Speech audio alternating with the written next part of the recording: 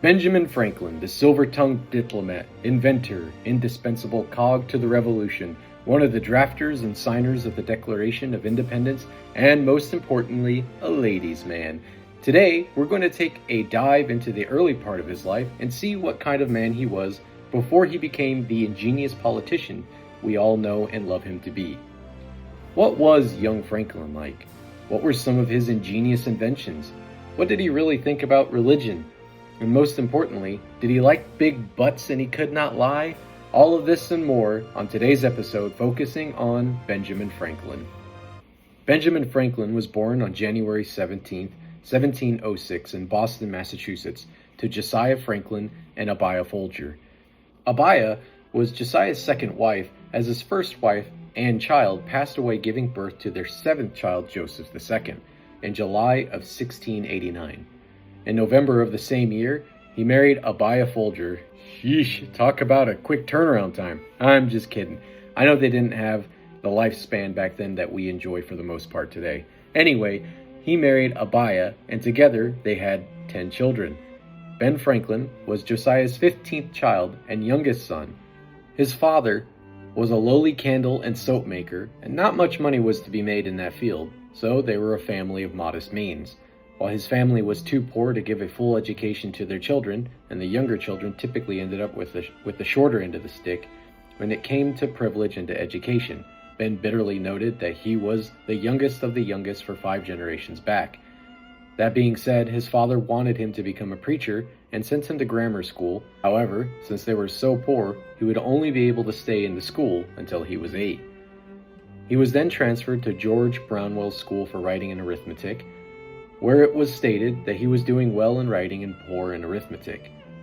Wonder if that writing part would come in handy later. Who knows. Anyway, he stayed in school until he was 10, and then he went to work for his father in his soap shop.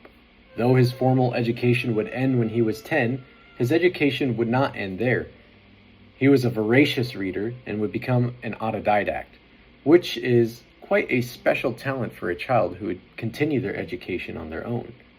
He turned the book The Spectator, which featured Joseph Addison and Richard Steele's essays and rhetoric.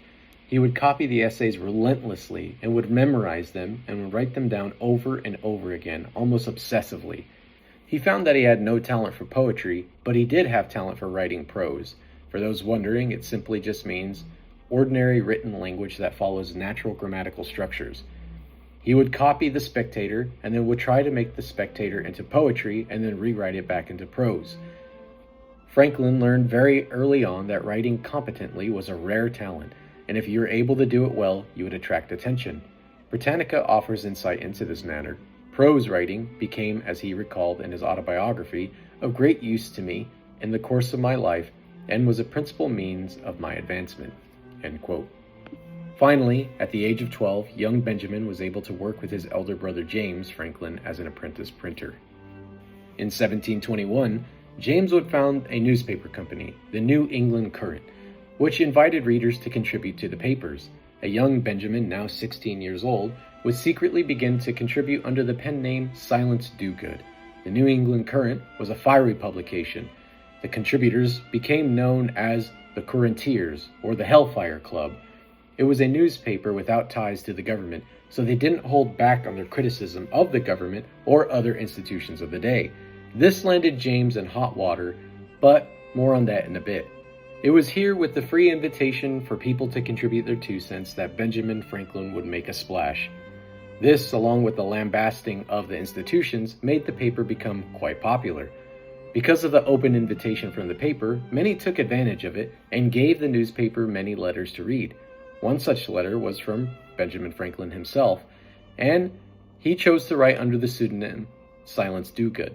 Because he had been practicing prose ever since he was a child, when the opportunity presented itself, he couldn't help but give it a try. He wrote a humorous first essay on the death of his, or rather her, Silence's father, and other misadventures of the fictitious lady. The essay had so impressed his brother and the other publishers that they couldn't help but publish this essay. James and the others didn't know that it was Ben, but they had assumed it had to be a clever older man or a woman writing under a pseudonym. James and the others knew it had to be someone of knowledge and wit. A 16-year-old Benjamin Franklin would overhear these compliments and would, quote, take exquisite pleasure knowing that he had fooled them and that they thought his writing was superb. Most of the other essays would follow a different suit and would be addressing issues of the day, such as in Essay 4, where Silence would criticize Harvard and her thoughts on how the graduates produced were not more educated, but rather taught on how to conduct themselves more genteelly. Essay 5, Silence lambasted men for their bad habits such as drunkenness, swearing, and etc. Ben Franklin was addressing women's lack of education and men's idleness and ignorance in this essay. In Essay 6, Don't Worry Men, he didn't leave the women out of being torched either. He wrote how ridiculous the women were dressing, that they were becoming gaudier and more frivolous in their dress and makeup. In Essay 7, he roasted funeral eulogies. In Essay 8, a quite important one, Ben's brother had just become in prison due to the last newspaper that was published, and in it James was critical of the government. The government officials had placed James in jail from June 22nd until July 7th, 1722, for him writing against them. This left Benjamin as the editor, and he continued to criticize the officials in the subsequent papers while his brother was in jail. Ben, once again, as Silence, took the stage with Essay 8 and wrote the following. Without freedom of thought, there can be no such thing as wisdom, and no such thing as public liberty. Without freedom of speech, which is the right of every man, as far as by it he does not hurt or control the right of another, and this is the only check it ought to suffer, and the only bounds it ought to know, this sacred privilege so essential to free governments, that the security of property and the freedom of speech always go together, and in those wretched countries where a man cannot call his tongue his own, he can scarce call anything else his own. James was jailed once more for printing more critical newspapers, and once the paper had started to decline, he moved to a more tolerant and less British-controlled Rhode Island. In Essay 9, Benjamin took up the topic of religious hypocrisy. In 10 through 11, he wrote about widows and virgins. In Essay 12, he wrote of the vice of drunkenness. In 13, he wrote a story about her wandering the streets at night, noting the chaotic conversations. And finally, in his final essay, he attacked the Yale faculty members and the New Haven ministers who had recently abandoned Puritanism in favor of being ordained as a clergy for the Anglican Church. Remember, this is the same church that was in bed and subservient to the crown rather than to God. As mentioned earlier, James was getting into trouble with the authorities, and tensions between him and his brother began to escalate as well. James was being forced into silence by the authorities and had to remove his brother from apprenticeship. At the age of 17, after a bitter argument, Benjamin secretly left James and made his way to New York City, where he couldn't find work, and he ended up in Philadelphia. It's interesting to see how a young man 7 years as an autodidact now studied prose and printing that would help him become an effective communicator, which would become invaluable during the Revolution. When he arrived in Philadelphia, he was tired, worn, and hungry, so he went to the baker to buy 3 puffy rolls for a penny. When he walked up Market Street, at the Reed family house on the porch stood his future wife looking at Ben thinking that he looked ridiculous, with 3 puffy rolls, 2 under his arms and a 3rd one in his mouth as he was munching on it. Weeks later, he ended up staying at the Reed's house, employed as a printer. 1 year later, in 1724, he was sharpening his skills by conversing with other young men with a passion for reading. All the while, Sir William Keith, the governor of Pennsylvania, was urging young Franklin to go to England to make connections with the London booksellers. Josiah thought that Benjamin was too young for such an endeavor and didn't want to finance him. Instead, William Keith offered to pay for Ben's way, or so he thought. After exchanging promises of marriage to Deborah Reed, he and his friend James Ralph set sail for England in November 1724. Only after Franklin and Ralph were out to sea did they realize that the governor had not sent letters of credit and introduction, leaving the men penniless and jobless, stranded in England. Ben quickly found a job in printing and was able to lend money to Ralph. While in London, this is where Ben Franklin wrote the pamphlet that pointed to his deistic belief. The pamphlet was entitled A Dissertation on Liberty and Necessity, Pleasure and Pain, 1725. He later disavowed the pamphlet and burned all but 1 copy. By 1726, he was getting sick of London, don't blame him, and Thomas Denham, a Quaker merchant, offered him a job back in Philadelphia, Pennsylvania, and he took the job and sailed back home. While this is certainly not the end of his story, for now I'm going to leave him here and we're going to move on to other parts and pick up Ben Franklin in later videos. His story, of course, is pivotal to our founding. Benjamin Franklin had a complicated relationship with religion. On one hand, he was the deist that many knew him to be, and deists believe that God does exist, but that he's hands-off in the affairs of men. And of course, he wrote the pamphlet, a dissertation on liberty and necessity of pleasure and pain, which he asserted his deistic belief. But then on the other hand, you have him later on in life finding great shame in those same pamphlets and burning them, and even calling on the Constitutional Convention to pray to God, their, quote, powerful friend, for guidance in establishing their newly founded country. It doesn't sound very deistic to me. You even find him attending revivals during the Great Awakening and giving money to George Whitefield and publishing his sermons as well. I know that there are books and articles, such as ones that are written by Bill Fortenberry, where even I, as a Christian, believe that he was being overly gracious in Ben Franklin's belief in Jesus. But then on the other hand, you have Jonathan Rowe, who stated that he felt that Fortenberry was reaching on some parts. All that being said, people just don't agree on what Ben Franklin believed. Both articles are in the description below. Was he a deist in the same way that we are familiar with?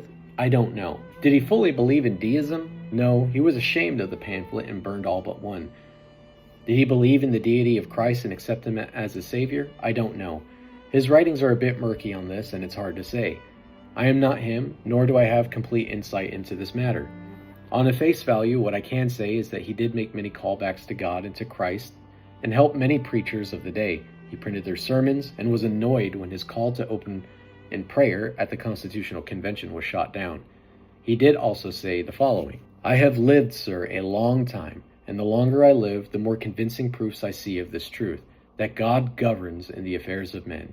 And if a sparrow cannot fall to the ground without his notice, is it probable that an empire can rise without his aid? We have been assured, sir, in the sacred writings, that except the Lord build the house, they labor in vain that build it.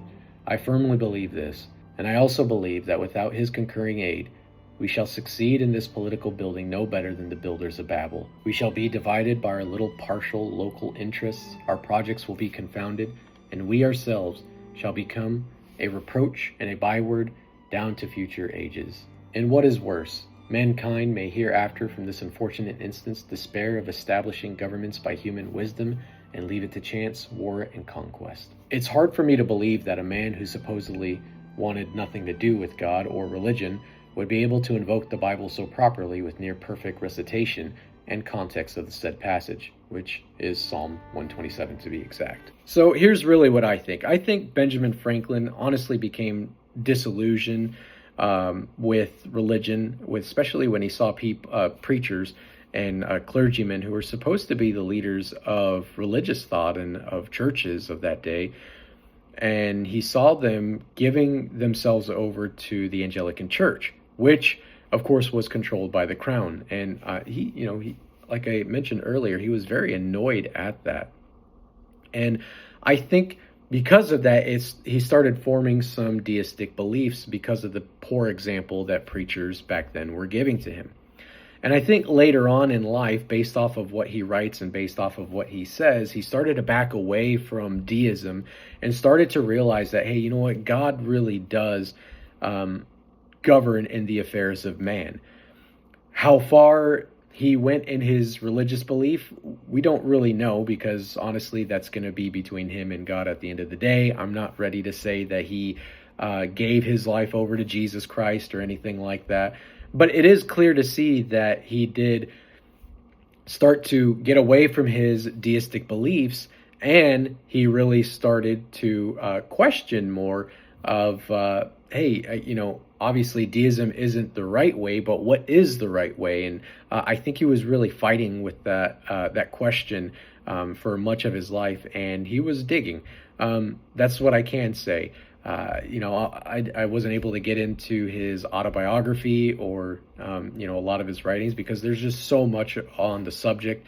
And so, if you would like to do that, hey, feel free, read the autobiography. Of course, I have links in the description for you to go over, and then you're able to read and kind of come to your own conclusion as well. But really, that's what I see, is that I see a man who was fighting this belief, his entire life, just seeing, hey, what is the right way. It obviously wasn't deism, because he recanted that later on in life. But I can't really say that he necessarily gave his life over, to Jesus Christ either. He had a very complicated relationship, with God and with religion. And the truth is that I think a lot of people do, and I think that they're very critical of Benjamin Franklin for something that is probably a lot more common in a lot of people's lives today than what they want to really, I guess, like show to other people. But you let me know what you think down in the comments below. But I think that concludes this part of Benjamin Franklin and his complicated relationship with religion. Benjamin Franklin was a ladies' man and often tried unsuccessfully to cheat on his wife with other women. He would try to worm his way into the hearts of other women, and while he was unsuccessful, he definitely shouldn't have done so. The man may not have been the sex hound that everybody thinks he was, but his writings and attempts did him no favors. Of course, you have his first fling with an unknown woman that gave birth to his first and only illegitimate son. When Ben was married to Deborah Reed, she dutifully took care and raised his son, William Franklin. Ben Franklin's first and only illegitimate son would come back and haunt Ben later on in the Revolutionary War, when William would join the side of England. He and his father bitterly argued, and after the war, of course, William Franklin fled over to England, where they never saw each other again. Deborah Reed also gave birth to Francis Franklin, who died from smallpox when he was 4, and Sarah Franklin. Deborah took care of the books of all of Ben's business ventures and preferred staying at home rather than traveling around with Ben. Then there was Catherine Ray, and they wrote flirtatious letters, and one day he wrote of her, quote, lovely bosom. This sent her into a shock, and he backed off, and from that day forward they were strictly platonic. Then there was the widow, Margaret Stevenson. When Ben went back to London, the foul air made him sick for 8 weeks. Nasty Brits. And Margaret nursed him back to health, and it was said that there were no secrets between the two. He was also an apparent morning nudist and would take quote-unquote air baths and would wander through her backyard early in the morning. All that being said, this is what is said about the relationship. Though it is possible that their relationship had some sexual aspect, there was no particular passion, and it provoked very little gossip or scandal in London. Then there was Polly Stevenson. Some think that Franklin was after Margaret's 18-year-old daughter, but it seems like this one was more of a mentor-style relationship, maybe even a paternal figure for her. When Franklin left England in 1775, because war was imminent, he had also received word that his wife had suffered 2 strokes and had died. He had left the 2 ladies, not sure if he'd ever see the 2 again, but he continued to send letters to Polly until the day of his death. When Polly received word that Ben was on his deathbed in 1790, she crossed the Atlantic to be with him when he died. Then there was Madame Brillion de Joy and Helvetius. I'm just kidding about that, alright? There were 2 French women who were also suspected of having a sexual relationship with Franklin. However, there was no evidence to support that he did either of them. Franklin did try to propose to Madame Helvetius, but she rejected him. Biographer Carl Lotus Becker, a Franklin biographer, had this to say, quote, he was always immersed in affairs, but he never seemed completely absorbed by them, end quote. He also had this to say, despite a reputation for lecherousness that he did little to dispel, there is no evidence of any serious sexual affair he had after his marriage to Deborah, but he had sure earned an international female fan club, end quote. And you have quotes like this, because in every animal that walks upright, the deficiency of the fluids that fill the muscles appears first in the highest parts. The face first grows lanked and wrinkled, then the neck, then the breast and arms, the lower parts continuing to the last as plump as ever. Covering all above with the basket, and regarding only what is below the girdle, it is impossible of 2 women to know of an old one from a young one. And as in the dark all cats are gray, the pleasure of the corporal enjoyment with an old woman is at least equal and frequently superior, every knack being by practice capable of improvement. So in other words, he liked big butts. And that being said, he didn't do himself any favors to dispel the idea that he was promiscuous. Wherever the idea that Franklin had syphilis came from, I have no idea, but there is no proof to support that. And while I do love The Office, spreading the idea that he did with no factual evidence to support the claim is dumb. Now you have a whole lot of people who believe that as fact. And now here's just a couple of cool things about Ben Franklin and his inventions. He invented the lightning rod, of course, as everybody knows, the bifocals, the swim fins, he invented that when he was just 11, the Franklin stove, the urinary catheter, and the harmonica. Well, did you learn anything new? Comment below and let me know, and I will catch you all in the next video. Well, hello everybody, it's good to see you again. Again, I am really sorry about the videos. I know it's, I've been doing less and less, but I have been really busy with work and with life, with my children, of course. However, I do want to let you know that, of course, it's almost Christmas, so Merry Christmas to everybody. And I hope you all have a wonderful time with your families and a happy new year as well. Again, I will not be back until the new year. My family and I, we do have to move out of our current abode into a new place, so it's going to take me a little bit of time before I'm able to get back and start making videos. And of course, this is right after the move from that we did at work, and of course now we have to move our own family over to a new place as well. So it's been really chaotic. It's been really busy. I'm trying not to slack or anything like that, but please believe me that it's, this is just something I do on the side. It's not something that I'm able to do regularly. And it is time consuming because there is a lot of study and reading that goes into this, because I want to make sure that I'm factually accurate. And that's actually why I do have, of course, the links in the description below so that you can read for yourself what I have read as well. So, that being said, again, I won't be able to make a video I'd say probably until about February, because we have to be out of this place by the end of January. And, there's, like I said, there's a lot of moving parts that I have to take care of. And of course, just moving sucks. It's not fun. But other than that, I won't complain to you anymore, but I do want to let you know that I will be back. And I really do hope that you have a Merry Christmas and a Happy New Year. And I will catch you guys in the next video. See ya.